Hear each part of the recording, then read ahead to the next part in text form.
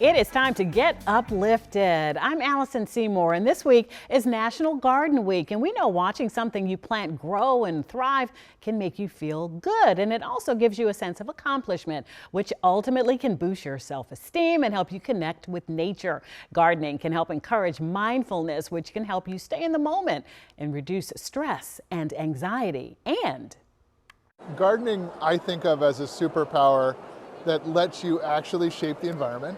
We talk about the idea of choosing your plants with intention and thinking about your garden as part of an ecosystem. So in this episode of Get Uplifted, we are highlighting gardens and gardeners rooted in our area that are sprouting a positive impact in their community and beyond. And before we hone in on our area's gardens and gardeners, we do want to start with why putting Mother Nature first could be beneficial to your town. Our environmental reporter Scott Broom takes you to Forest Heights. Forest Heights is the first suburb you hit when you cross the DC line on South Capitol Street. It has just 2,700 residents and is fast becoming an oasis of green on a very tight small-town budget. We have the new EV Hummer bikes. Police Chief Anthony Reese runs patrols on e-bikes and has an electric police car. This is costing us nothing as far as the police budget. And our electric vehicle fleet. Interim Town Manager John O'Connor ticks off a long list of environmental projects that just earned Forest Heights a Sustainable Maryland designation from the University of Maryland and the Maryland Municipal League, which are helping local governments go green and save money. Town offices here run on solar energy. Rain barrels catch stormwater runoff. The parking lots here have pavers that soak up stormwater instead of dumping it in Oxen Run. There are 7 electric town vehicles, 6 charging stations, a new park that has taken in some of the 1,500 trees the town has planted since 2020, and a community garden that feeds people and greens up what was idle property. It's just a new energy. Council President Jamila McDonald gets the credit from her colleagues with setting the Sustainable Maryland goal for Forest Heights. I am a recycling queen, number one, and I've always been interested in looking at renewable energy. And it's Forest Heights, so it keeps it forested. Troy Barrington Lilly is Forest Heights mayor. He talked about the town's modest budget, $6.75 million, and why environmental projects make economic sense. It shows that we're forward thinking and building the resilience of the town. But obviously, pocketbook issues are really important to people. The electric vehicles themselves will save us about $75,000 a year. The solar energy is going to bring us in about $6,000 a year. It's also saving us $3,000 a month on the electric bills. We celebrated 75 years of incorporation this year, but we're really starting to look at what are the next 5, 10, 15, 20, and 30 years of Forest Heights look like. And the biggest part of that is residents. And so everything that you've seen around town, from the garden to the sustainability efforts that we've made, is so that this place remains livable and that it thrives so the people that live here can have the best life possible. A lot of the environmental improvements here were paid for by $8.4 million in state and federal grants the town applied for in the last 4 years without town taxpayers throwing in any extra. Forest Heights is now among 50 other towns and among the smallest towns in Maryland that have achieved the Sustainable Maryland status. In Forest Heights, Scott Broom, WUSA 9. And how amazing that town is setting an example for other jurisdictions across the DMV. Well, we know the economic and sustainability benefits are just 2 of the main reasons why people garden. Another is to de-stress. And one of our local universities is giving dozens of students the ability to do all 3. And if you've been to American University's campus, you may have noticed their community garden. It is between the Katzen Art Center and the Dorm Nebraska Hall. Over 1,500 people follow the school's garden club on Instagram, and the club itself has 200 active members. Members spend their free time on Saturday afternoons tending to the garden. And this spring, the groups grew dozens of fruits and vegetables, including strawberries, peas, spinach, broccoli, beets, lettuce, raspberries, blueberries, carrots, garlics, grapes, celery, herbs, and the list goes on and on. And what makes this even more fantastic and full circle? Well, members are allowed to pick what they grow and then eat it, which of course saves them money that they would have spent at the grocery store. And joining us now to talk more about the impact of AU's community garden is the club's co-president, Lily Slade. Hi, Lily. Oh, thank you for having me. First, let's talk about why you joined the club here, and did the club have any effect on even choosing American University? That's a great question. It was not on my radar when I was joining American University, but it actually had a big part in why I stayed. I was considering transferring, but the garden I joined in the spring, and while I was considering transferring, and it had just a really welcoming space and energy for me, and I felt really seen, and I enjoyed the community a lot, and so in choosing to stay at AU, which I'm really glad I did, the garden became a big part of that choice and something that I felt was an opportunity for me. I love that so much. Now, I understand the garden was moved, right? Where was it originally and why did it move? Yeah, exactly. It moved from behind, I would say, like our sports kind of gym, Bender Arena, and in spring 2022, it was announced by the university that a new athletic center was going to be built on like basically the grounds of the garden, and it's due to just the resilience of the community and the fact that the students made it clear that we still wanted a community garden, we still needed this space, and that was the reason that there is. Oh, sorry about this. To the students rallying was really kind of what pushed the university to give us a new space, and then they collaborated with us really well to kind of create a larger and more productive space with a shed, which is pretty big, and that kind of student resilience is what created what now will be our second growing season in our new space behind Katzen Art Center. And I know that you have a leadership position. What made you want to take on this role within the organization? And also tell us about the garden itself. But first, why take on such a huge position with the club? Well, I mean, it kind of came pretty naturally. I had a lot of great mentorship and there were a lot of student leaders who made an impact in my life. And I kind of wanted to become one of those people who made people feel welcomed, just like I felt when I was a freshman, and be that mentor for someone who that person was me, freshman year. So it really kind of just came along naturally, and I'm honored to serve as co-president this year with my other co-president, Emma Amata. But yeah, the garden itself is definitely unique because we are a club, like we're kind of a collectively run by volunteers who are students who are not necessarily gardeners. So we're kind of using gardening as a vehicle to build community and not only like feed people, in the small way we can as a 30-bed garden, but also kind of build a space where people feel seen and known and welcomed, and that they don't need to have experience, but they can come and learn. So it's also an educational space. Before we let you go, you also are making an impact in your community. Can you just tell us how the club looks to, basically foster a relationship for people that are in DC? Yeah, we definitely are looking to work and send volunteers also to other work days that happen on Saturdays. Our work days happen on Saturdays, but we really try to have conversations and do readings about, becoming more conscious of where our food comes from and that we can sustain ourselves. And, going to the grocery store after gardening, you're more aware of, who's picking the strawberries that I can buy, that it's not detached from an ecosystem. So we have DC Fair Food come in once a semester and talk about farm workers' rights. We also try to plant seeds to think about why food justice is important and why people should be thinking about it more. So we try to, not just have our university kind of community, but think about the larger DMV area and issues that the entire region is facing. I love the larger message there, planting seeds. Totally picked up on that. Lily, thank you so much for joining us. Thank you so much. I enjoyed it. Alrighty. Well, now we want to take you to Leesburg, Virginia, where one gardener is using her flowers to leave an impact on those who experience food insecurity and hunger. As our Sean Martinelli found out, the mission started with one child and is now expanded to hundreds.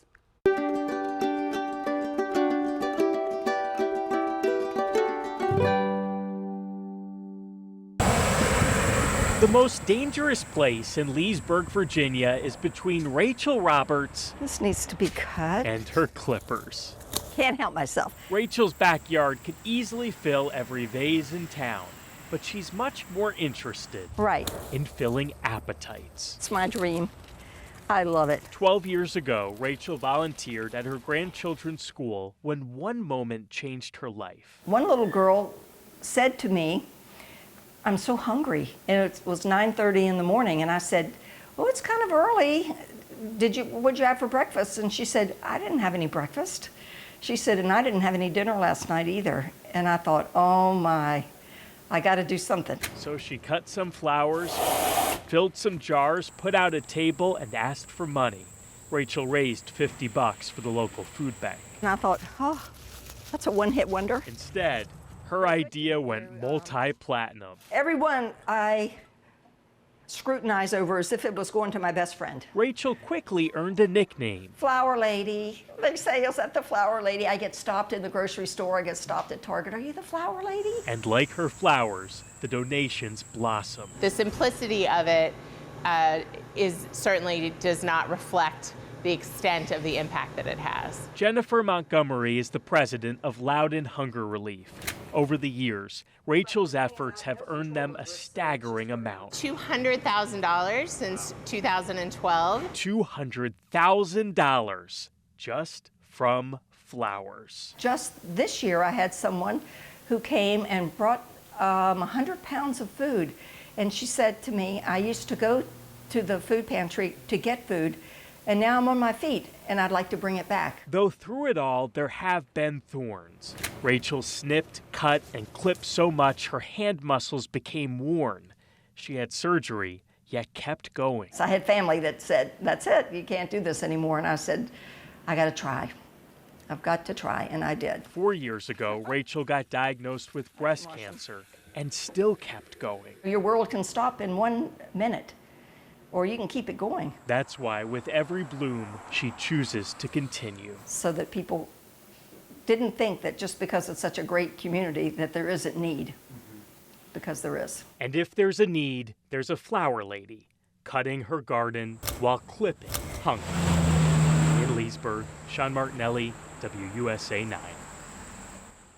And I love it when Sean Martinelli joins us here on Get Uplifted. I'll say it again. I feel like you are a master storyteller. Oh, thank you. And this latest story here, no different. And it really just highlights how we can all do something. Yeah, think about it. She had all these flowers in her backyard.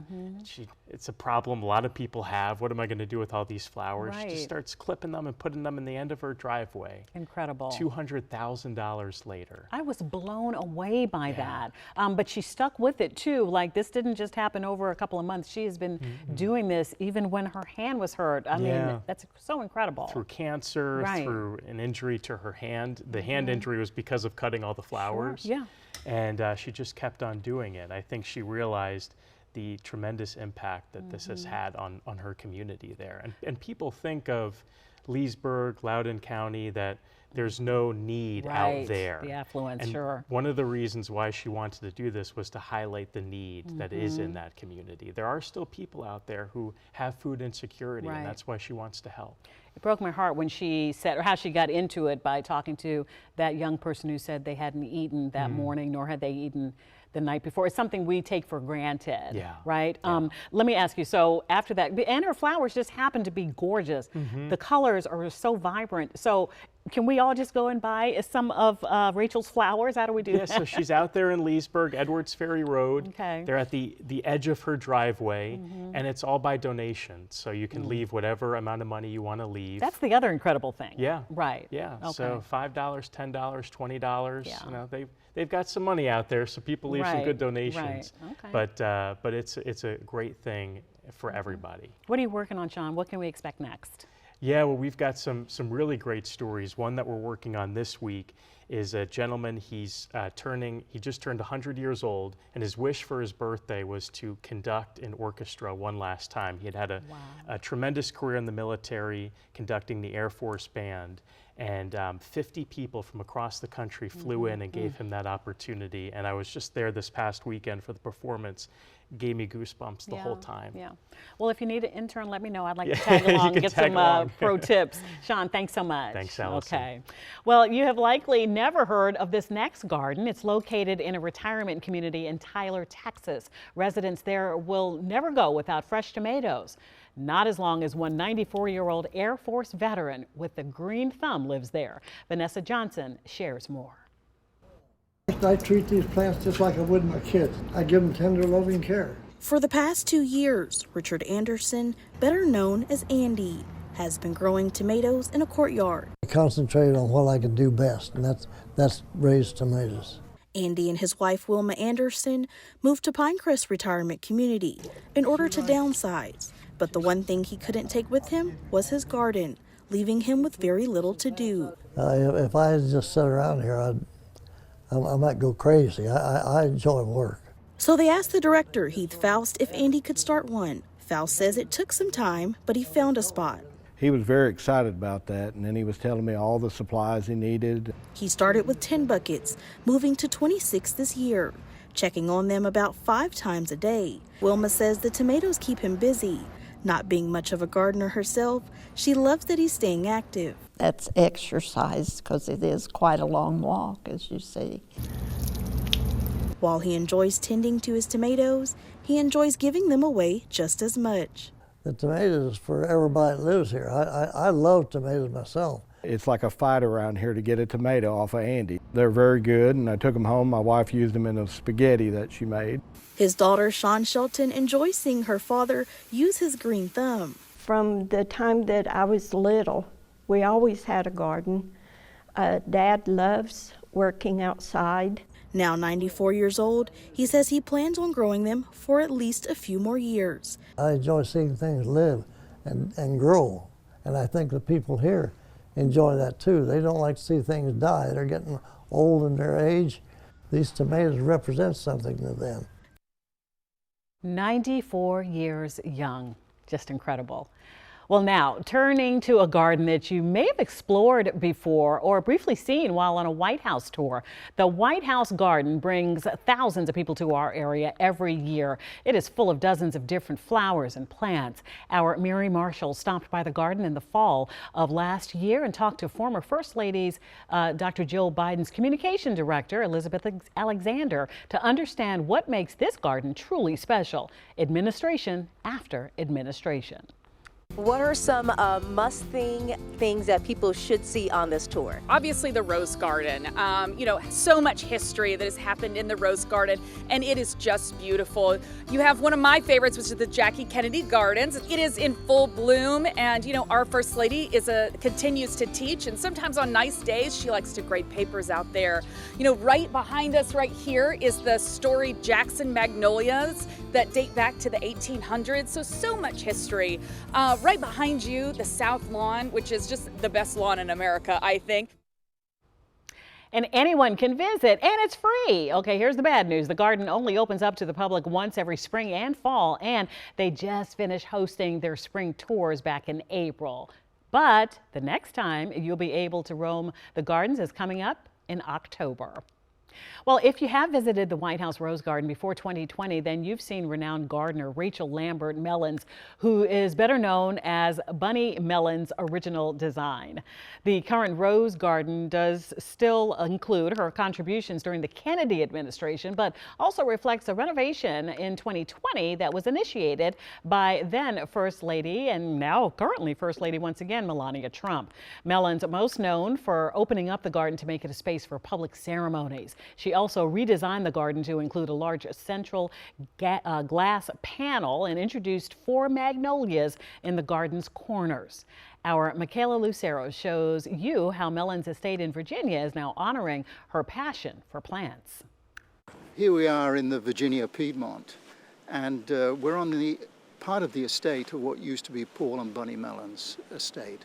The massive 700-acre property is now the headquarters for the Oak Spring Garden Foundation, which is dedicated to honoring Bunny Mellons' passion for plants. So our focus is really on plants, gardens, and landscape.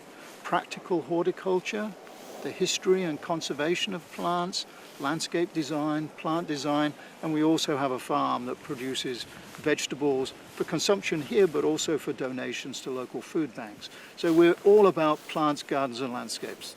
Using the vast resources Mellon left behind, like her rare book library, the foundation offers courses all year long to help educate the public about plants and our environment.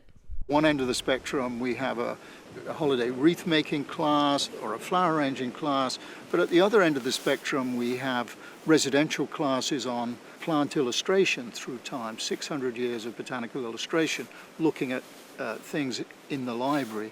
But we also run classes on invasive species control, practical aspects of gardening, practical aspects of landscape management, biodiversity walks. So there are many different opportunities. Different opportunities to learn about nature while in nature. I hope that people will go away from this property with a greater appreciation of the natural world and particularly of plants. From the Oak Spring Garden Foundation, I'm meteorologist Michaela Lucero, WUSA 9. And we want to highlight one more presidential garden here in our area, George Washington's estate. We know some of you may have taken a tour of Mount Vernon or attended one of the estate's many events. And if you haven't, you should. It is beautiful. Last year, our Simone D'Alba visited and caught up with the estate's longtime gardener right before he retired.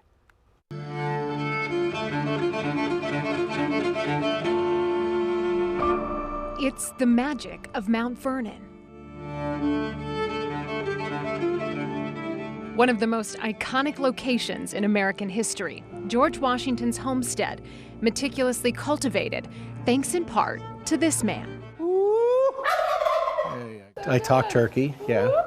That's Dean Norton, and everything you see here, well, he's had a hand in it. Really, Mount Vernon's my life. For 55 years, he has been the director of horticulture and livestock. I know, that's really, when you say a few decades, that's one thing, but half a century, oh my gosh. Since the age of 16. But those were the days. He's worked at Mount Vernon. Yeah, 1969, and the crew back then were almost all World War II vets. They were gruff, boy. When I walked into that grounds building, I had never heard words like that before in my life and didn't know what half of them meant. At what point did it start to evolve into something much more than a job for you? Of course, I started thinking I was going to be doing plants and animals, but it became really clear that it was all about history as well. And you'd be hard-pressed to find someone who knows more about our first president than Dean Norton. Washington was a very detailed person and very observant. And the most observant people are really the best people because they take time to look at something and study it and understand it. And that's exactly what Norton has done for half a century here at Mount Vernon, longer than George Washington himself lived here. Our goal is to make this property as close as possible to the 18th century so that if Washington were to return for some reason or another, he would come back and go, things are looking pretty good. It's like strolling through a time capsule, all of it dedicated to bringing 18th century aesthetic to life. From the livestock to the iconic gardens. Walking the Bowling Green, Serpentine Avenues was the evening entertainment, and this would have been the highlight if someone strolled. If you were looking back on your career, would you consider yourself an artist, a scientist? What would you, any of those things? Well, yeah, it's really kind of all of the above, isn't it? But the plan was all laid out. It didn't take my creativity. I'm just putting Washington's thoughts and his creativity back in the ground for him. So this is his design, his garden. Norton knows every nook, every cranny, every secret. We're on our way to Seven Rivers, which is an area that is documented as being a spot where George Washington, at the end of his riding around his 5 farms, would stop to refresh his horse and possibly get a drink himself. Okay. Very special spot on the property. When you drink this, Simone, you are part of the Mount Vernon family. I hope you know that. I love that. Okay. Now you're stuck with me. I'm Cheers. on your team now. All right, Cheers. yeah, absolutely. Clean, fresh, it's great. From hidden springs to hemp. Hemp is industrial. Hemp is not cannabis, it's not marijuana. And so it's there for our interpretation's sake. When I think of George Washington, I don't necessarily think of hemp. Every winter, he would repair his fishing nets with the hemp twine that they would get off the hemp. He said plant it everywhere on the property. And over half a century as Norton dedicated his life to honoring the history and legacy of Mount Vernon. He's also built one of his own. The employees are my family. I met my wife here. Suzanne worked at Mount Vernon, my wife, for 10 years, and it was really Suzanne and I working together that brought a lot of these gardens to life. The couple raising 4 girls. My children, they think of this as their backyard, and nothing was more exciting than walking through a garden and you hear someone call it, "Hey, Dad." But for Norton, it's time. He's calling it a career at the end of the year. What will you miss the most? Walking up the hill and just seeing the house. You just think it's not real. It's so beautiful, it's so perfect. And I have the opportunity to come in the mornings when no one's here, in the evenings when no one's here. I will miss that the most. Well, you don't have to have an estate or even a big space to garden in. We want to highlight an organization in our area that relies on small and unique spaces to help you grow plants, flowers, fruits, and veggies.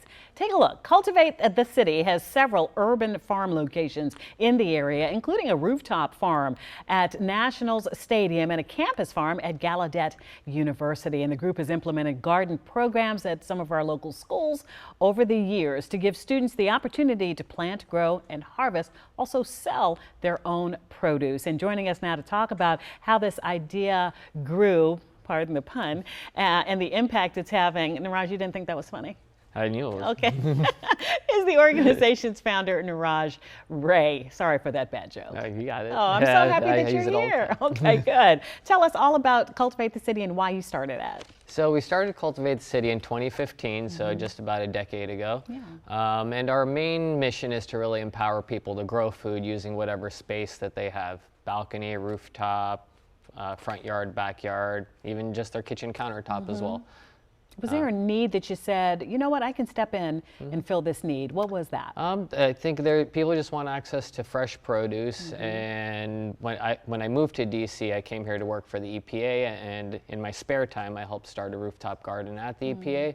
And from that, I just had other people reaching out to me to help start gardens for them. I ended up starting a school garden in my neighborhood. Before I knew it, I was spending more time in the gardens than I was at work. Yeah. What goes into a rooftop garden? It's like the opposite of everything we would think we would need to have a successful garden. What work goes into it? Well, one of the beauty is I actually chose to start this garden or this program in DC specifically because all of the rooftops get full sun. And that's one of the main things in growing food. In DC, Chicago, other cities, you really have to worry about how much shade you're getting to determine what crops you can grow. Right. Here, as long as you have a structurally sound rooftop that you can walk onto, you can pretty much grow whatever you want on it. That's incredible. And of course, that makes sense. Direct sunlight. Talk about why you went into the schools. Why did you feel like that was needed and the impact that you've seen? Well, I think it's a 2-for-1. Schools have a lot of space. There's a lot of vacant space in their front area. They have different dedicated areas that can be used for gardening. And 2, it's an easy educational tool. Right. I never grew up thinking I was going to be a farmer. I grew up in New York City, and I think giving kids access to growing spaces, not only are they learning food, there's so many STEM opportunities. So much science, technology, there's math, even GIS. There's so many ways to implicate what we're doing with urban food systems and the ramifications it has for society on a larger scale. You're also in university spaces too, right? Talk about that. So we work with Gallaudet University, and I think that really draws the connection between what I'm getting at. We're helping provide future, not only learning, but earning opportunities. And a lot of the students there, we try to get them engaged in growing food there. It's a very sensory activity. And growing in the garden, you don't necessarily need to communicate with other people as much. You're communicating with the plants. And I think that it's a great opportunity to get your hands dirty, learn a lot of new techniques, and make marketable skills for the future when you're in the job force. You know, it's so funny. I was just saying today that like adults, we don't really get in there with our hands like we did when we were kids. I mean, I'm sure that there are so many benefits to just doing that and getting into nature. Can you speak to that a little bit, to de-stress, to try to you know, get your mind clear of all the stuff that's going on. Without a doubt. We live in such a high-paced world. One of the number of things people always tell me is that I don't have a green thumb. Yeah, I said that to you, yes. I say it's all about patience. We live in a society that doesn't garner or doesn't reward patience and waiting, and gardening is a really easy way to learn that if you plant the seed, take care of it continuously, you will reap the rewards. Okay, before we let you go, you also have like outreach, you do stuff in the community. Can you tell us about some things coming up? So we offer lots of volunteer opportunities, both at Nats Park and at Gallaudet University, where you can come out and really get engaged in the garden, learn how to transform your own space, pick our brains for what'll work for you. And then this Friday, we offer a lot of classes and workshops as well. This Friday, we're working with Right Proper Brewing, and we have a bog garden class where you can come out and make a little bog garden with different carnivorous plants. So good, yeah. And I think really unique, last year we foraged a lot of pawpaws, which are the largest fruit in this area. We gave them to Right Proper Brewing, and they made a beer out of it, which they're releasing this weekend. So what's the name of the beer? Do you know it? I actually don't know. Okay, surprise. We'll find out Pawpaw together. beer is what I'm calling it. Okay, we'll find out together. What name they have for it. Niraj Ray is one of the founders of Cultivate the City, and you brought some of your, this is the fruits of your labor, if you will, fruits and veggies of your labor. So, I'm so funny today. Okay, go ahead. So we have a CSA program where that stands for Community Supported Agriculture, and there's about 25 to 30 families that get produce from us every Wednesday. Lo and behold, today is Wednesday, so this is the bag that everyone is getting from us this week. It's normally 10 different items and one finished food product. We have leafy greens, sweet potatoes, beets, apples, tomatoes. These are 3 really unique berries that I brought to show you guys that we just picked this morning. These are pink champagne currants, delicious, purple raspberries, and black raspberries. And last week we made a jam out of strawberries and service berries, and that's another item all the members will get this week. So I'm sorry for dipping into the stash of whoever's getting this is what I brought to show. Do you do this full time now? Yes, more than full time. Yeah. It's a 80-hour-a-week job plus. See, it's like do what you love, and that's it. Niraj, thanks. It's been a pleasure talking to you. Of course. Thank you for having me. Absolutely. All right. Up next, this next gardener isn't from our area, but we did want to spotlight her because of the enormous impact she is making on butterflies. Christian Benavides shows you how. Amy Riley caught the gardening bug years ago. It's actually very therapeutic. People who have it will tell you this is the best thing they've ever done. She's also found another purpose on her 1-acre lot in Plantation, Florida, helping butterflies. And she spreads the word, teaching classes at a botanical garden on how to create butterfly habitats. What makes a perfect butterfly garden? Having the correct host plant and nectar source. The host plant is what caterpillars eat, and nectar sources are what butterflies eat and drink. Those sources have never been more important. Butterflies are in crisis. A comprehensive study published in the Journal of Science found butterfly abundance in the U.S. plummeted by 22% between the years 2000 and 2020. Among the reasons for the decline, pesticides, habitat loss, and rising global temperatures. Nick Haddad is one of the study's co-authors. This decline is catastrophic. We've lost a quarter of butterflies over 20 years. Native butterfly garden. The study raised alarms for the director of regional conservation at Fairchild Gardens in Pinecrest, Florida. Yet another wake-up call on top of a lot of wake-up calls that we've had that biodiversity is really in trouble. The team here is focused on conservation efforts, including their native butterfly garden, a 25,000 square foot conservatory, and research laboratories. There's an idea sometimes that nature is separate from humans, but we're part of that too, and something happens over here is going to affect us here. A helping hand to keep these hard-working beauties in business. Christian Benavides, CBS News, Pinecrest, Florida. And you may see a butterfly or 2 flying around your neighborhood, but if you want to catch hundreds of them in one place, head to Brookside Gardens Conservatory in Wheaton, Maryland. The garden's butterfly exhibit returned in April, and it features butterflies from North America, Costa Rica, the continent of Africa, and also Asia. And tickets are between $9 and $14. The exhibit runs until mid-September. Now, we know many neighborhoods in our area deal with intense flooding during severe storms, so we wanted to highlight a special type of garden that's helping to reduce flooding in hopes of giving you a solution to a very real problem. Take a look at this. This is a rain garden in Woodbridge, New Jersey. You can see it's a shallow landscape depression designed to capture and hold rainwater. Eventually, that water slowly percolates into the ground. And get this, this one rain garden can collect 50,000 gallons a year of water.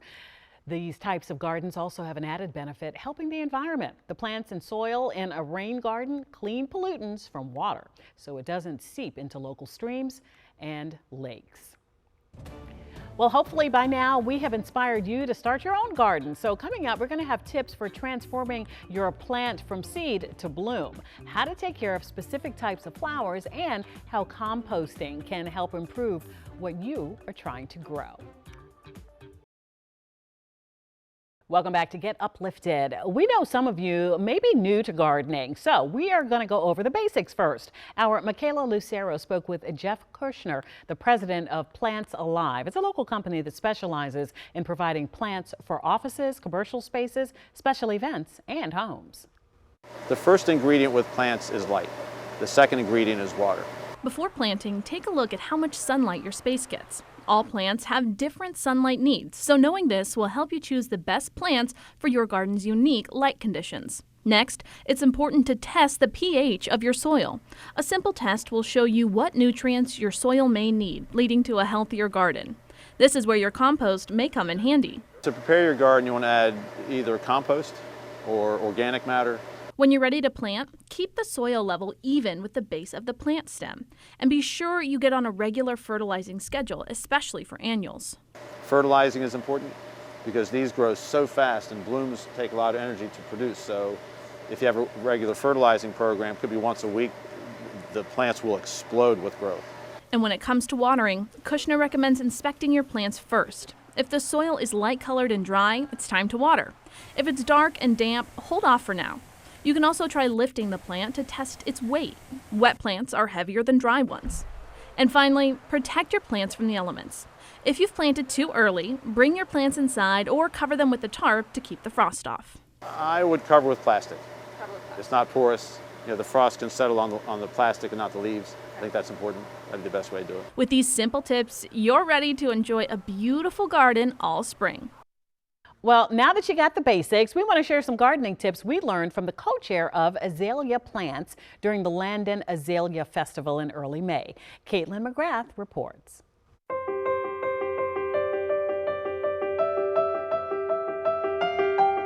At the Landon Azalea Festival, you'll find dozens of kinds of azaleas. We have different varieties of azaleas, and the Glendales are definitely the most native to the area, and so they grow very, very well in the soil here and in our climate.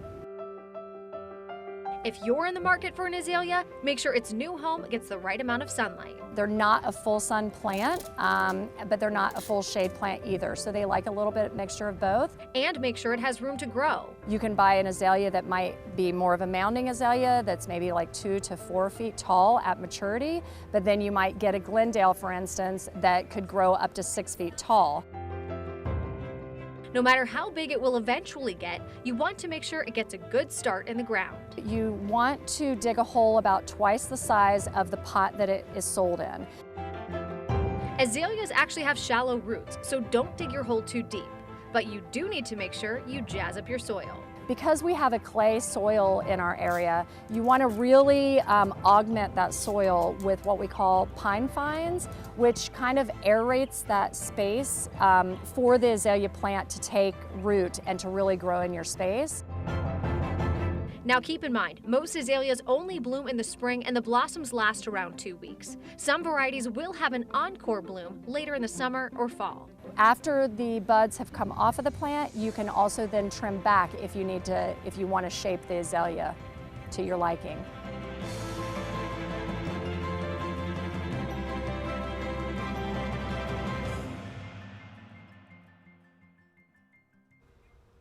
Gorgeous. And we also asked Caitlin to share some of her gardening secrets. This is footage from her garden from last summer. She started gardening in 2022, and last summer she grew snap peas, tomatoes, green beans, peppers, squash, and okra, as well as some of your classic herbs like basil, oregano, and thyme. So this is her advice.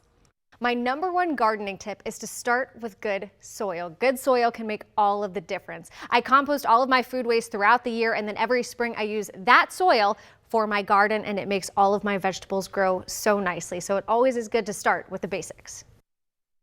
All right, and you just heard Caitlin, compost. It's the secret to keeping your plants alive. Caitlin stopped by the Merrifield Garden Center during International Compost Awareness Week in May to find out how different types of compost can do different things for your garden. Where else can you take waste materials and recycle that and turn it back into such a valuable resource? David Yost has been a garden specialist at Merrifield Garden Center for almost 30 years, and he knows a thing or two about good dirt. We're taking our local waste, locally composting it, and then putting it back into a wonderful kind of material called leaf grow, which is a good all-purpose compost. Maryland Environmental Services produces this silky soil made up of leaves, grass clippings, brush, and other yard waste materials you leave at the curb. And around here, our soil needs a boost from compost like this. Our clay soil is so dense and so compacted that it's difficult for air and water to move into there. When we're adding compost to that, it loosens it up. It all comes back to biology. It's all those bacteria and fungi and worms and all those wonderful living components of the soil that are feeding on this and recycling the nutrients back to the plant. And there are different types of compost that can do different things for your garden. This is a custom blend that we do at Merrifield Garden Center. Can be used any place, but we're thinking more like trees and shrubs. We're using a combination of aged mushroom compost mixed with some aged bark, even a little coconut fiber and an organic nutrient supplement in there. There's a lot that goes into compost and a lot that your garden can get out of it. I always say that compost is the solution to all our soil problems. And composting really is so easy. I keep this composting bin under my kitchen sink. The lid has a charcoal filter, so I promise you it doesn't smell. And when it fills up, I empty it into a bigger compost bin in my backyard. Now, if you don't have a backyard or you don't want a compost bin, that's okay. DC and most counties in the area have programs where you can get your compost picked up just like trash. For more information, just visit our WUSA9 app or WUSA9.com. All right, that's it. I am inspired to actually start my garden this summer. Wish me luck. We hope these stories inspired you to make a difference in your own way. And I want to continue to share stories that uplift you. You can email us at getuplifted@WUSA9.com if you have a story to share. You can also just reach out to me on Facebook, X, Instagram, or our Get Up DC social pages. And join the conversation just by using that hashtag GetUpDC. And you can get your daily dose of Get Uplifted every morning at 5 on Get Up DC. And you can also find these stories on our website and YouTube channel. Thank you so much for tuning in. Stay uplifted.